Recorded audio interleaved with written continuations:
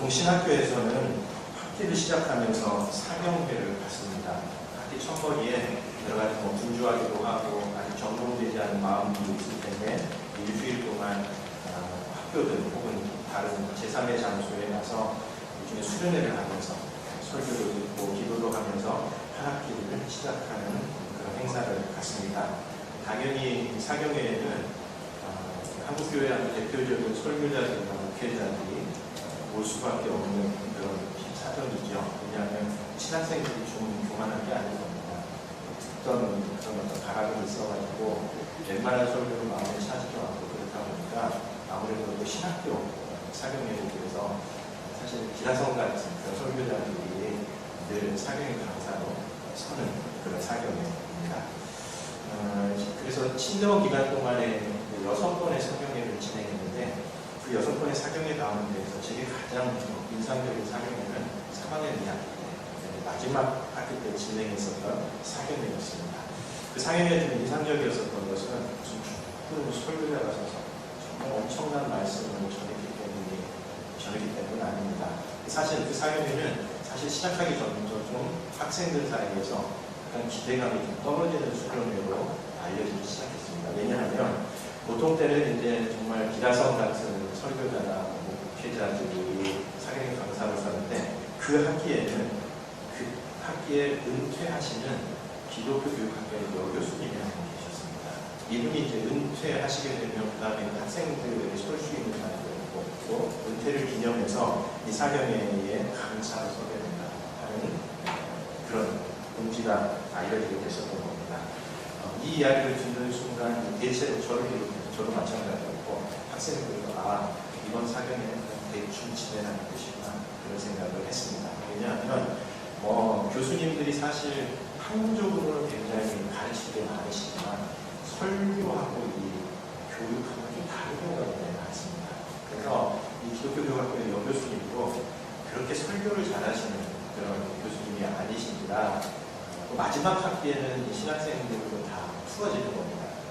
근데 말년되면 이렇게 풀어지는 것과 마찬가지로 신학생들도 이제 어디 좀 진행될 때 따로 빠져나와서 따로 할 거 없나 이러면서 이제 찾는데 마지막 학기다 보니까 그런 분위기인데다가 또 그 여교수님이 강사시다 하는 얘기를 듣는 순간 이번 사경회는 그냥 편하게 지내겠다 이런 생각을 했었던 것 같아요. 개회가 할 때가 됐는데 그 분위기가 학생들에게 느껴지는 겁니다.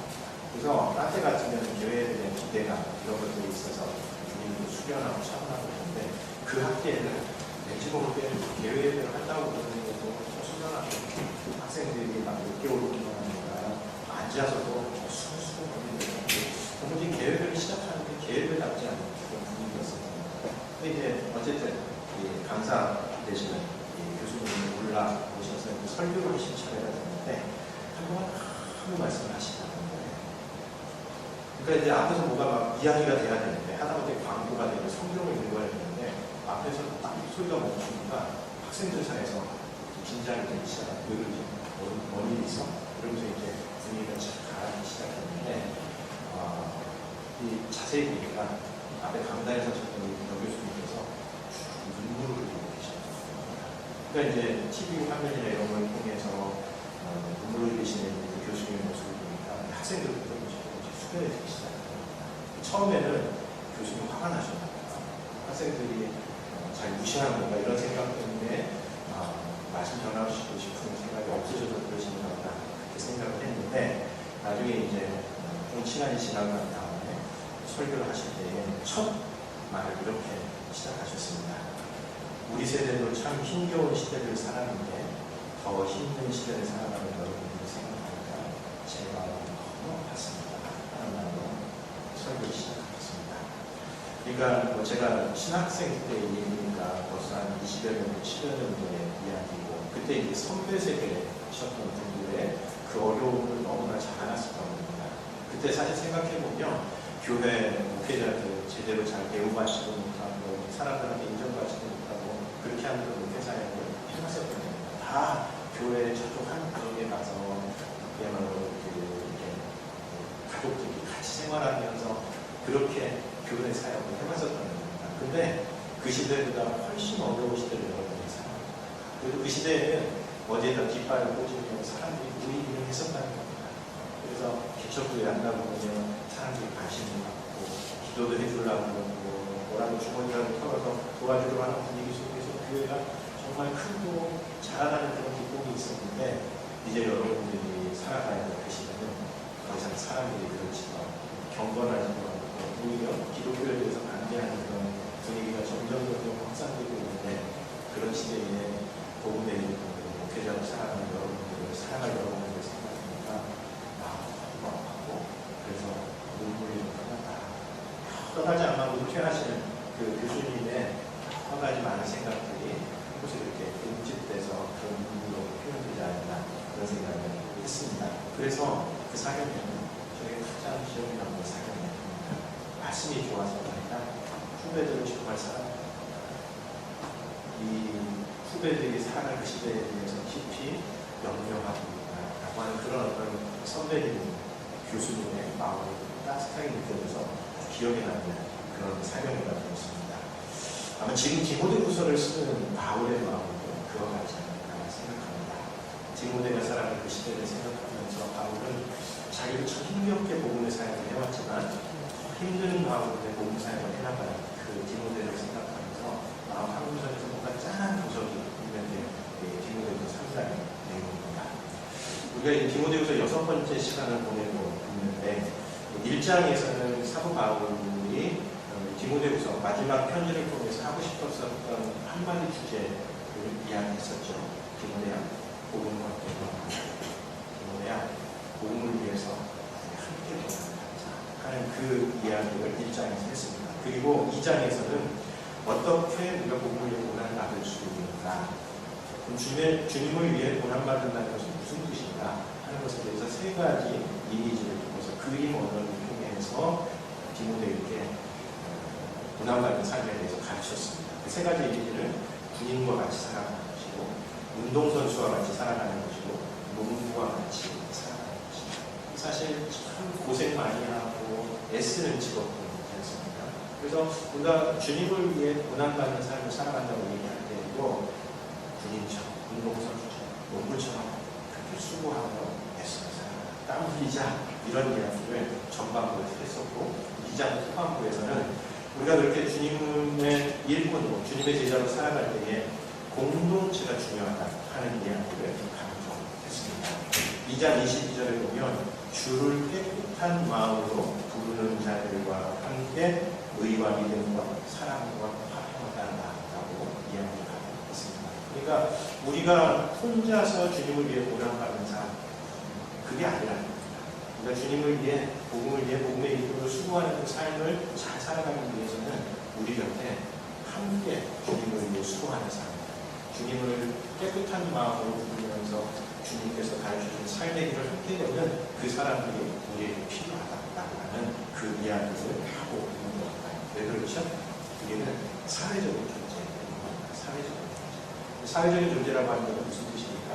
우리가 우리 주변에 누가 있느냐에 깊은 영향을 받는 존재라는 겁니다. 우리 내가 어디 가든 똑같은 삶을 살아갈 것 같지는 그렇지 않습니다.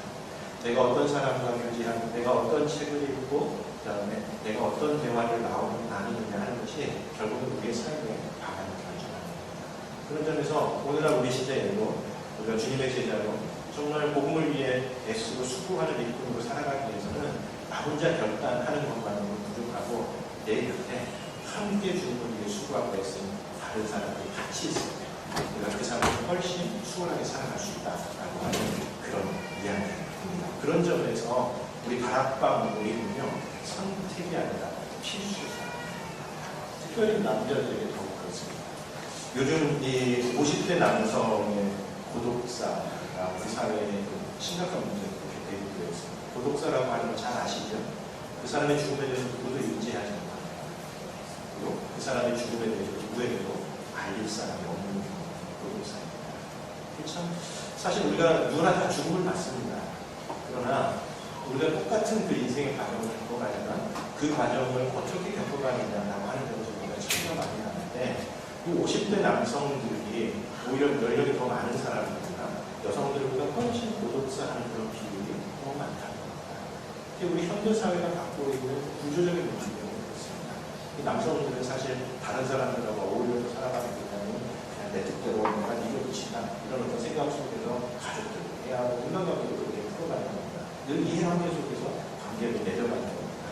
그러다가 이제 어느 날인가 더 이상 그런 어떤 이해관계로 인간관계를 맺어갈 수 있는 그 순간이 오면 결국은 그 모든 인생의 문화를 자기 혼자 도서관에 맞을 수 있는 그걸로 그 사람의 죽음에 대해서 인지해 주지 못하는 안타까운 삶을 살아갈 수밖에 없는데 이제 오늘날 현대사회의 남성들의 삶이다 하는 그런 이야기입니다. 남의 이야기가 아니죠. 저도 50대 남성으로서 위아래에 오를 때마다 남의 얘기가 마찬가지입니다. 우리가 사회에서 얘기하는 데 그냥 부지런히 가정, 직장 생활하면서 우리의 삶을 그렇게 다 허기에 나가다 보면 우리도 어느 순간 비슷한 자리에 설지 모르는 그런 사회 속에서 대단히 불안하고 위험천만한 사회 속에서 살아가고 남성들이 그런 점에서 지난 이야기했던 것처럼 40대, 50대 남성한테 다락방문이 내가 시간 남았다는 생각하지 마시고 우리의 후반부의 삶을 준비하는 가장 중요한 준비입니다. 보통 경제력 이야기하고 그 다음에 건강 이야기하고 친구들 이야기하지 않습니다. 그럼 사실 우리가 다 비슷한 뻔한 실력들 가지고 돈을 모으다가 얼마나 더 많이 벌 수 있겠습니까? 그냥 인간이 우리는 다 고만고만한 삶을 살아갑니다. 우리 후반부의 생을 살아갈 때에 나와 함께 이 길을 걸어갈 사람들을 많이 우주해야 합니다. 그래서 40대부터 다락방 문의원하고 목자들 얘기하는 매몰차게 벗어나시지 마시고 못 이기는 척하면서 이번에는 한번 나와 그렇게 생각하시면서 다락방 문의원에서 좋은 친구들을 좀 사귀어주시고 주를 깨끗한 마음으로 부르는 사람들이 우리 곁에 있을 때 우리가 이 땅에서 주님의 손으로 건강하게 살아갈 수 있다 라는 이야기입니다. 우리 3장은 이제 디모데가 살아갈 그 시대에 대한 이야기입니다. 사도바울은 디모데가 살아갈 그 시대를 고통하는 데다라고 그렇게 이야기합니다. 그러니까 고통스러운 시대. 영어 성경에서는 terrible times 이렇게 얘기하는데 정말 좀 우리식으로 얘기하면 약간 강하게 얘기하면 비록 시대. 이런 시대가 세상에 어디 있을까 싶은 만큼 사람들이 삶이 대단히 고단하고 힘든 시대라고 하는 겁니다. 왜 그런가? 2절부터 4절까지 말씀드리면 우리에게 그대로 다 공감이 되어 와닿습니다. 사람들이 자기를 사랑하며 돈을 사랑하며 자랑하며 교만하며 비방하며 부모를 거역하며 감사하지 아니하며 거룩하지 아니하며 사람들이 자기 사랑이 얼마나 깊습니까? 그리고 또 사람들마다 다 오만합니다. 다른 사람들은 헐거먹기를 헐뜯기를 좋아할 뿐만 아니라 감사하는 마음도 없습니다. 누군가에게 좋은 것을 되게 들었을 때 그것에 대해서 감사하고 이게 정말 내게 베풀어주는 선물이구나 이런 어떤 마음들도 없는 겁니다. 3절 무정하며 원통함을 풀지 아니하며 대단히 비정하다. 인간관계 속에서 이해관계에 따라서 손해가 된다고 생각하면 얼마든지 그 사람을 칼로 내리칠 수 있는 그런 비정한 세계를 살고 있고 마음속에 어떤 원통함이 있을 때에 그 원통함을 풀어내지 않습니다. 계속해서 마음속에서 또다시 확대 재생산해서 기회가 오는 사람을 복수하려고 하는 그런 어떤 분위기가 사회 전체적인 분위기가 된다는 얘기입니다. 모함하고 절제하지 못하는 사람. 요즘 현대인들 잘 자기를 통제하지 못하는, 절제하지 못하는 마음속에 뭔가 하고 싶은 게 마음속에 뭔가 끌어오르기 시작하면 그걸 그냥 폭발시키는 이런 어떤 모습들 때문에 이 사람들이 얼마나 많은 어려운 가운데 지내고 있습니다. 사나우며 선한 것을 좋아하지 아니하며 대신하며 조급하며 자만하며 쾌락을 사랑하기를 하나님 사랑합니다. 자신의 어떤 이해관계를 따라서 우리 좋은 인간관계가 할지라도 등을 돌리는 그 사람의 뒤통수를 빼는 이런 것에 대해서 서슴지 않는 그런 시대가 그러니 그 시대를 살아가는 사람들이 대단히 힘겹고 고단하고 고통스럽게 살아갈 수밖에 없는 시대. 그래서 말세는 고통하는 시대다라고 그렇게 이야기하고 있습니다. 특별히 한 시대나 한 사회 분위기가 이렇게 형성되는 이유가 뭔가요? 그것은 오늘 이 사회를 움직여가고 있는 추동력 때문에 그렇습니다. 저는 이 본문을 읽을 때마다 우리 사회의 모습을 진짜 아주 정당한 모습, 조금 과장되어 있을 수도 있지만 우리가 살아가는 이 사회의 모습을 그대로 정리해 내리려고 하는 일들을 많이 봤습니다. 모든 본문에서 사고하는 것은 사람들이 살아가는 것, 마지막 때에 말세에 사람들이 살아가는 것 세 가지가 있다고 이렇게 얘기합니다. 첫 번째 살아가는 게 뭐죠? 2절에 보면 자기를 사랑하는 것. 사랑한다는 것은 사람들이 일종의 최고의 가치관으로 삼고 첫 번째 삶의 목표로 삼고 있는 자기 자신. 자기에게 해가 되는 것이라고 하면 어떤 것도 하지 않고 자기에게 득이 되는 것이라고 하면 어떤 행동도 서슴지 않습니다. 두 번째 사랑하는 게 뭐죠? 돈을 사랑합니다. 사람들 돈 사랑하는 거 두말할 필요가 없죠. 모든 관계는 정말 그걸로 하는 사람들의 마음속에 돈에 대한 사랑, 의지입니다. 세 번째 사랑은 뭐죠? 4절에 보면 쾌락을 사랑하기를 하나님 사랑하는 것보다 더하다 이렇게 얘기합니다. 그러니까 자기에게 뭔가 기쁨을 주는 것이 자기의 어떤 쾌락을 만족시키는 것이 있다면 그것이 한 사람의 인격을 무너뜨리는 일은 그것을 그런 해나가는 그런 시대가 우리 주변에서 일어나는 사건들 보지 않습니까? 자기에게 만족시키는 이유라고 한다면 한 여성의 인격을 무너뜨리고 한 여성의 인격이 어떻게든 그것과 상관없이 자신의 욕망을 만족시키는 뿐만 아니라 그것에 대해서 잘못했다고 이야기를 하는데도 아무런 반성도 하지 않고 자신의 힘을 가지고 재판의 결과까지도 다 크게 만들 수 있는 그런 아주 정말 흉악한 시대를 살아가는 시대.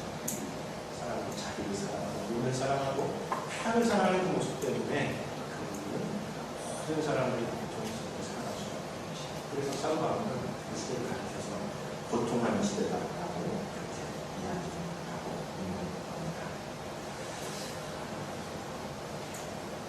이런 시대에 신앙인들 가운데에서도 당연히 병약한 신앙생활 모습들이 굉장히 많이 나타납니다. 5절 말씀 한번 같이 읽어보도록 하겠습니다. 5절 같이 읽습니다.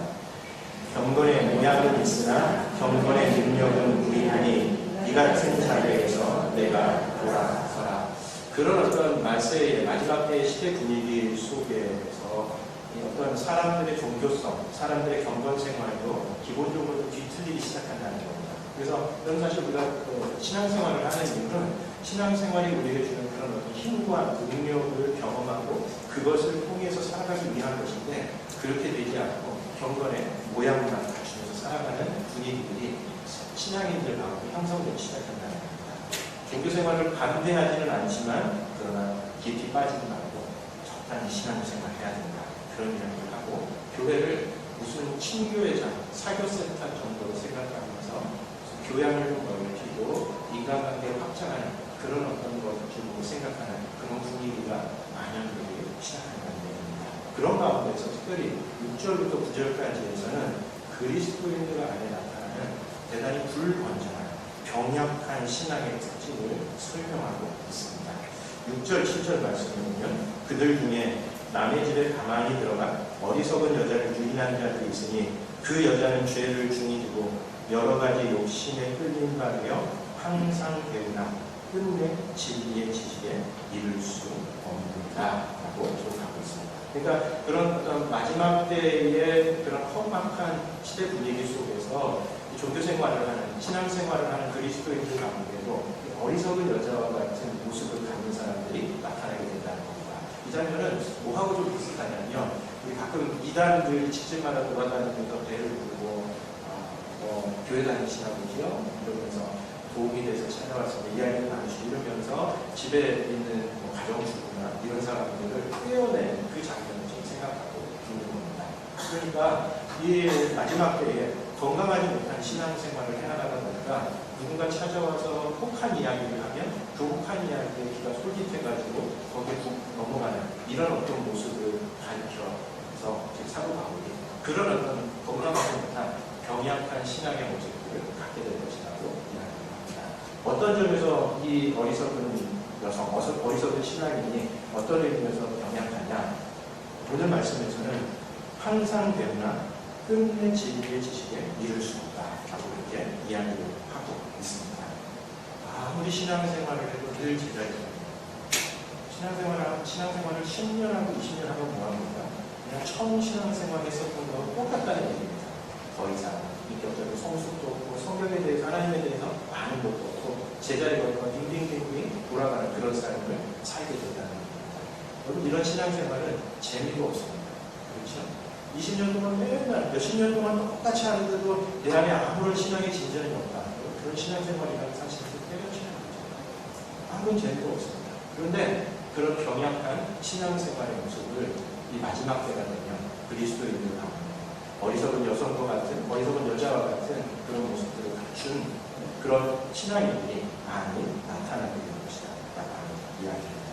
뿐만 아니라 그런 신앙생활 몇십 년의 신앙생활을 하는데도 불구하고 아무런 진전도 없고 하나님에 대한 더 깊은 지식도 감도 없는 이런 생활이 지속되면 얀네와 얀브레처럼 하나님을 대적할 수도 있다. 그렇게 사도 바울이 경고하고 있습니다. 8절 9절 말씀에 보면 얀네와 얀브레가 모세를 대적하는 것 같이 그들도 진리를 대적하니 이 사람들은 그 마음이 부패한 자요 믿음에 관하여는 버림받은 자들이다. 이렇게 말합니다. 사실 구약 성경에는 얀네와 얀브레라고 하는 사람은 등장하지 않습니다. 이 두 사람은 유대교 전통에서 그러니까 유대인들이 갖고 있었던 구약 성경의 해석에 등장하는 그런 인물입니다. 사도 바울도 바리새인이었었던지라 사도 바울도 라비였었던지라 구약에 대해서 전통이 있었고 그 구약 전승 속에서 갖고 있었던 두 명의 인물을 대표적으로 끄집어오면서 그런 병약한 신앙의 마지막 결과를 경고하고 있는 겁니다. 이 얀네와 얀브레는 유대 전승에 의하면 바로의 궁정마술사라는 것으로 나옵니다. 그러니까 출애굽한 이스라엘 백성들의 앞에 서서 뭔가 사수를 가지고 이 이스라엘 백성들을 현혹하는 했습니다. 그런 어떤 모습, 그 모습이 병약한 신앙생활에 계속해서 회복되지 않고 그런 회복이 계속해서 간다면 재미도 없을 뿐만 아니라 신앙생활을 의미도 없어요. 여러분 그렇죠? 몇십 년 동안 신앙생활하는데 그냥 맨날 제자리로 그 쳇바퀴, 다람쥐 쳇바퀴처럼 그렇게 돌고 있는 겁니다. 누구보다 내가 잘 알죠. 몇십 년 신앙생활 했는데 거의 아무런 재미도 없습니다. 그리고 그 신앙생활이 계속해서 지속이 되다 보면 오히려 하나님의 백성의 길을 가로막는 얀네와 얀브레와 같은 그런 모습을 가질 수 있다라고 사도 바울이 경고하고 있습니다. 사실 신앙생활을 하면서도 이렇게 좀 불행한 처지에 간다는 것은 사실 너무 안타까운 그런 일입니다.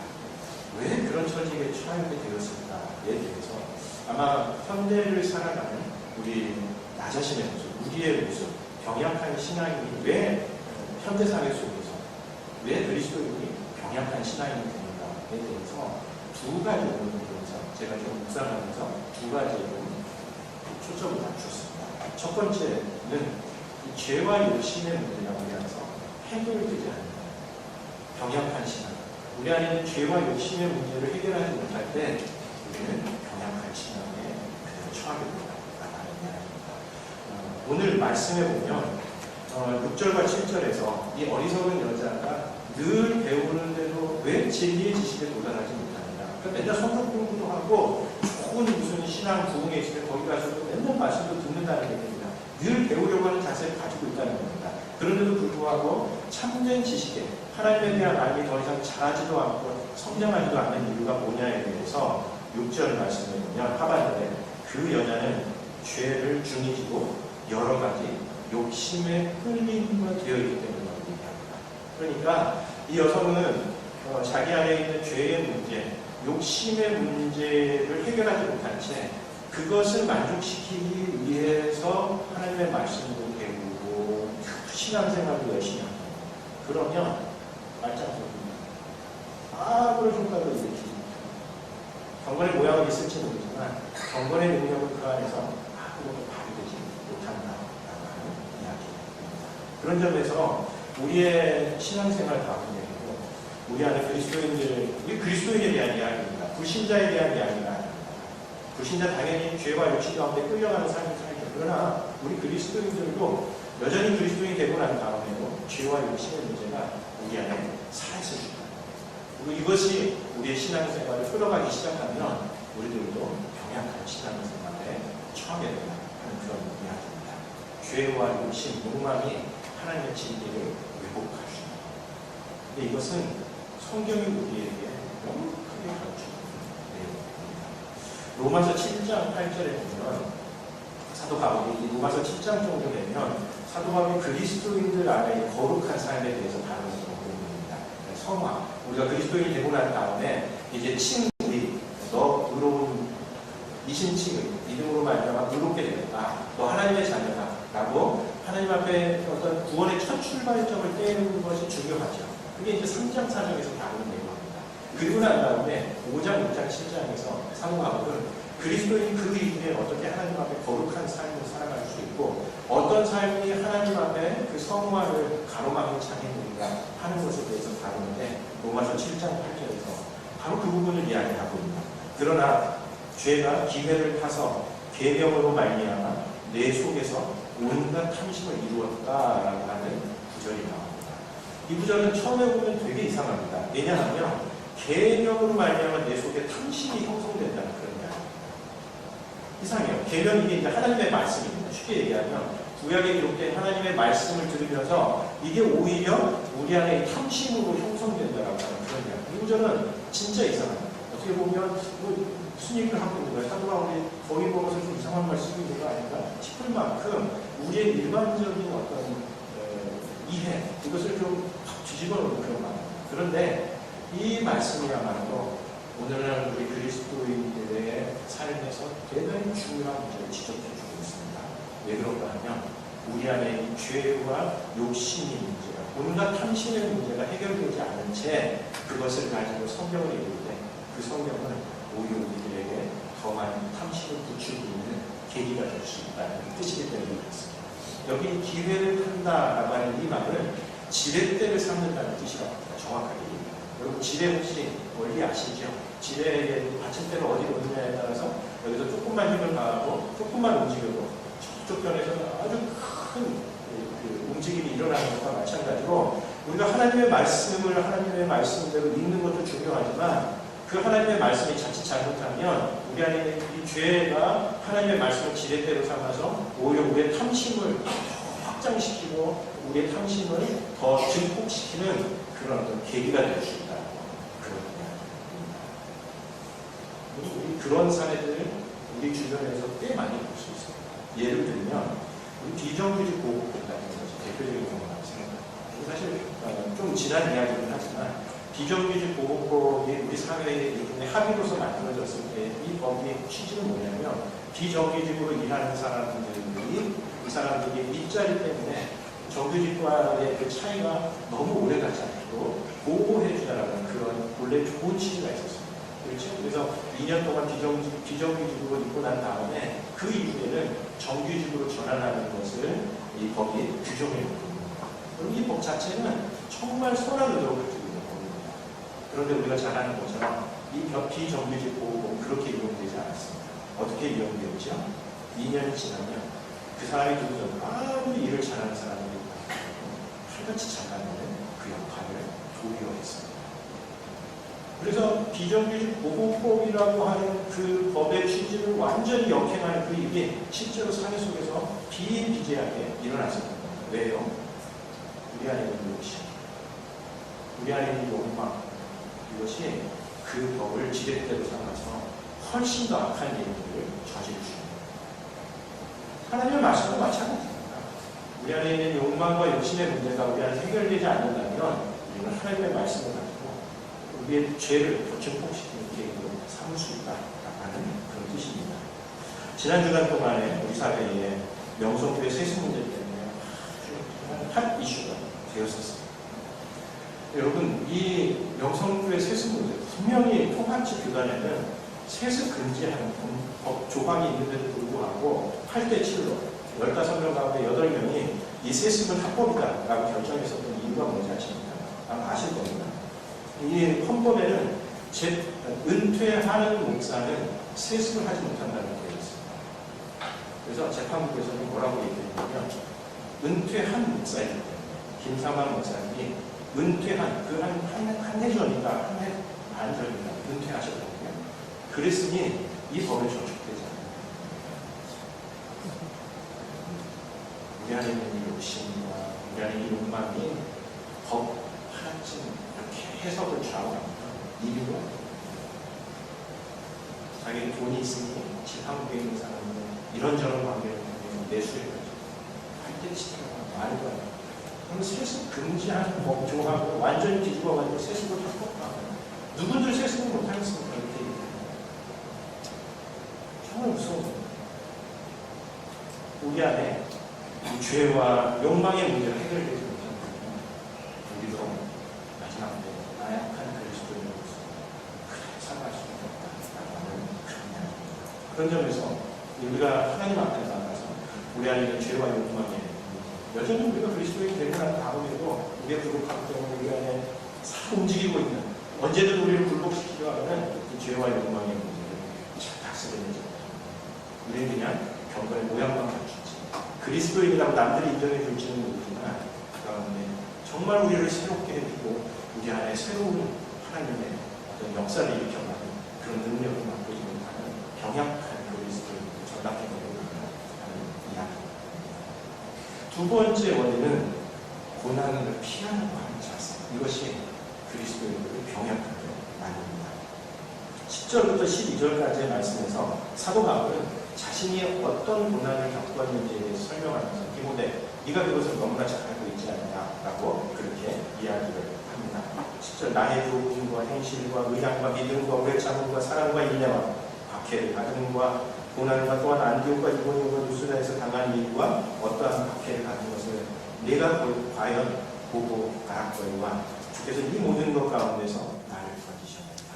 자신의 삶이 얼마나 복음을 위한 고난의 삶이었는지에 대해서 디모데 네가 잘 알고 있지 않느냐? 그런데 주님께서 나를 건져주셨다 라고 이야기하면서 12절에서 한마디로 딱 요약하는 거예요. 12절 다시 한번 같이 읽도록 하겠습니다. 무릇 그리스도 예수 안에서 경건하게 살고자 하는 자는 박해를 받으리라. 예, 뭐 바울의 시대뿐만 아니라 오늘날 우리 시대도 마찬가지입니다. 우리 시대가 이렇게 고통스러운 시대이기 때문에 힘든 시대이고 사납고 험악한 시대이기 때문에 우리가 이런 시대에도 고난에서 절대 면제되지 못하는 우리가 주님 앞에 경건하게 살고자 하는 주님의 뜻대로 살고자 하는 결심을 하는 그 순간 우리의 삶에는 고난이 닥칠 수밖에 없다라는 그런 이야기입니다.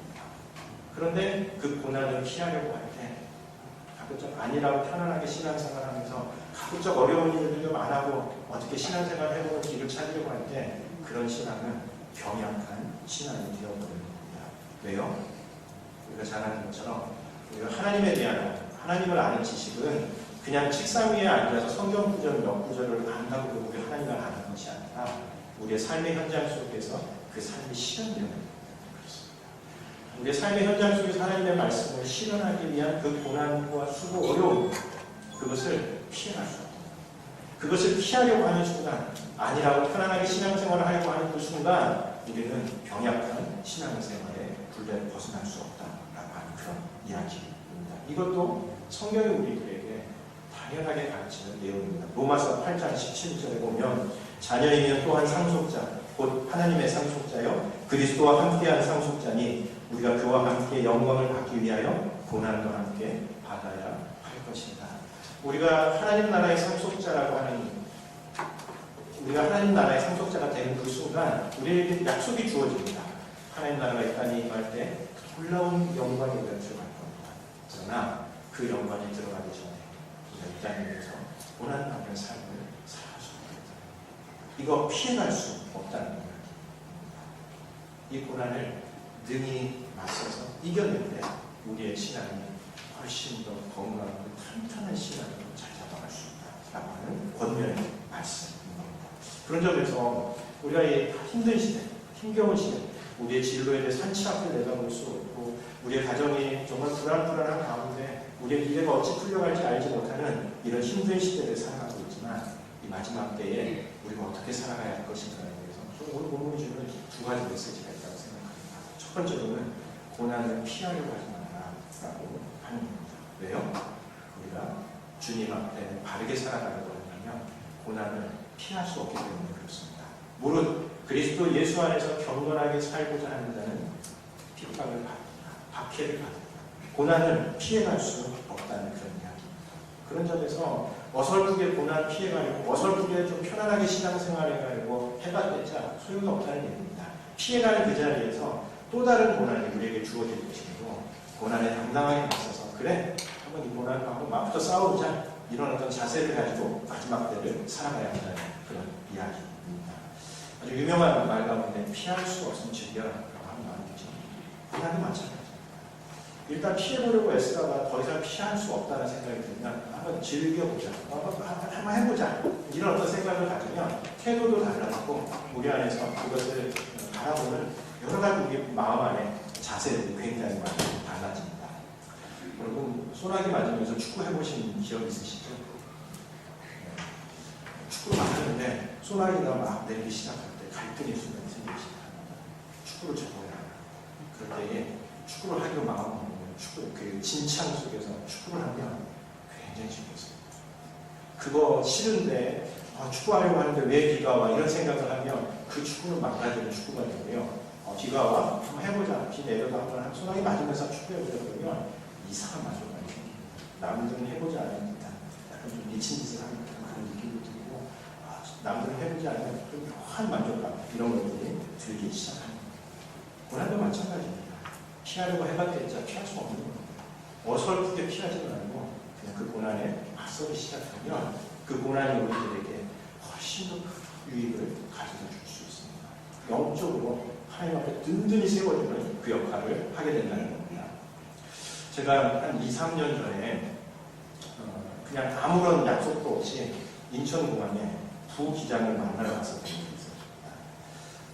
이게 급하게 만나야만 그런 상황이었습니다. 사전에 몇 시에 어디에서 만나자고 약속을 했었으면 그렇게까지 힘들지 않았었을 텐데 급하게 좀 만나야 되는데 부기장이고 그 다음에 어느 도시에서 인천공항으로 몇 시에 비행기가 도착한다는 얘기만 듣고 급하게 만나야 될 일이 생겨가지고 만나러 일단 인천공항으로 갔습니다.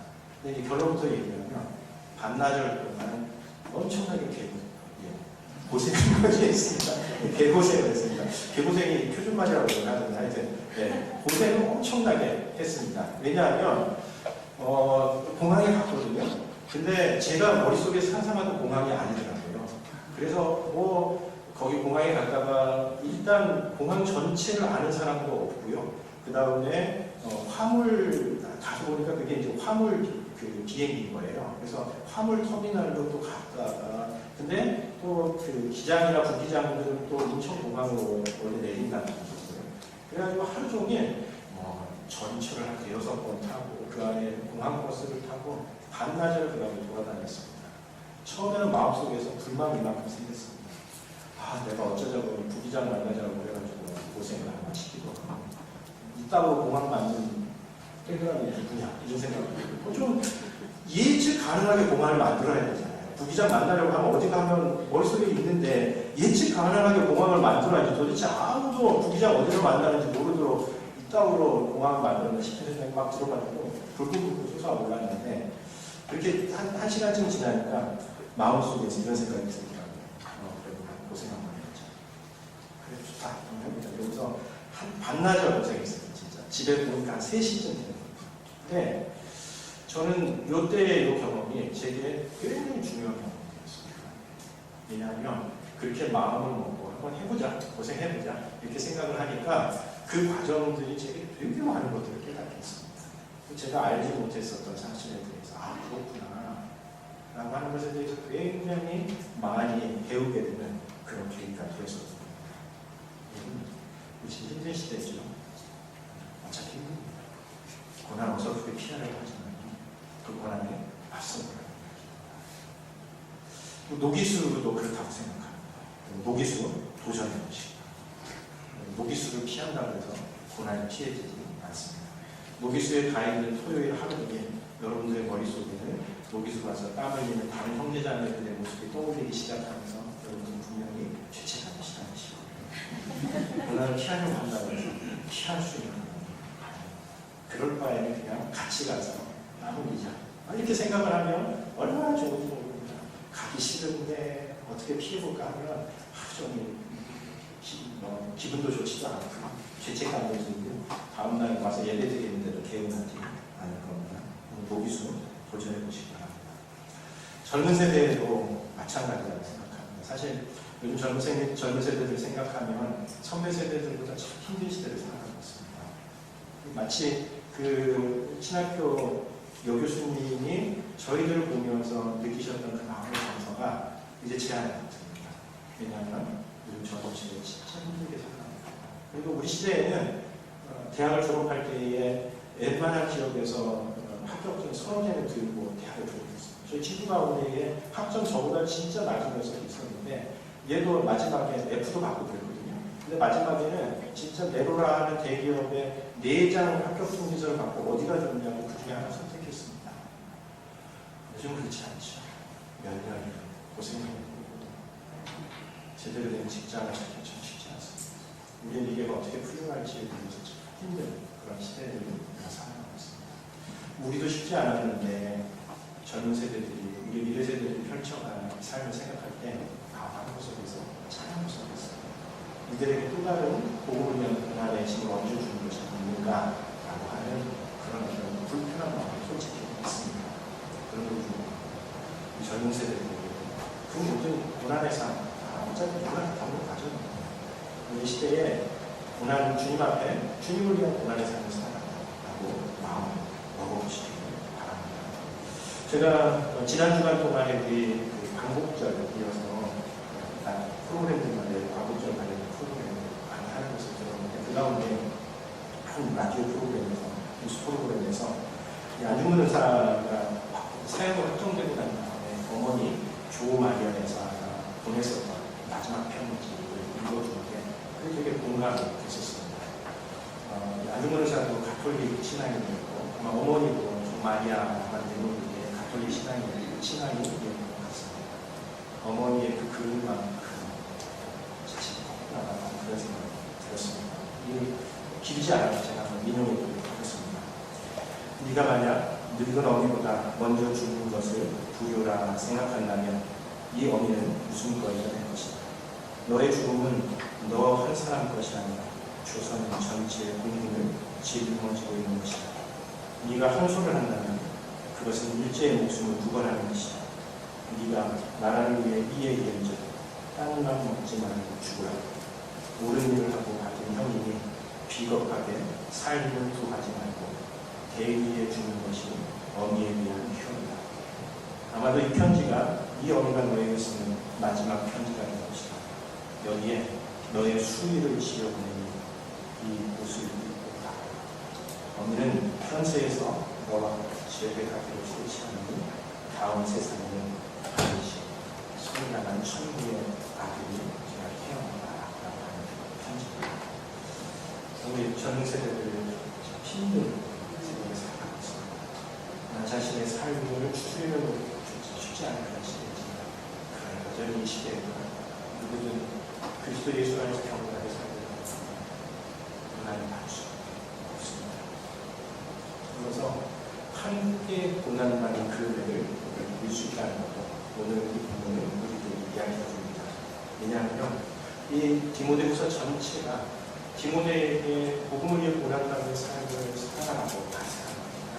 그러나 이 삶은 혼자 살아가는 삶이 아니라 바울과 같이 디모데 주변에 있었던 많은 사람들과 같이 함께 고난의 삶을 살아가는 것이 그렇습니다.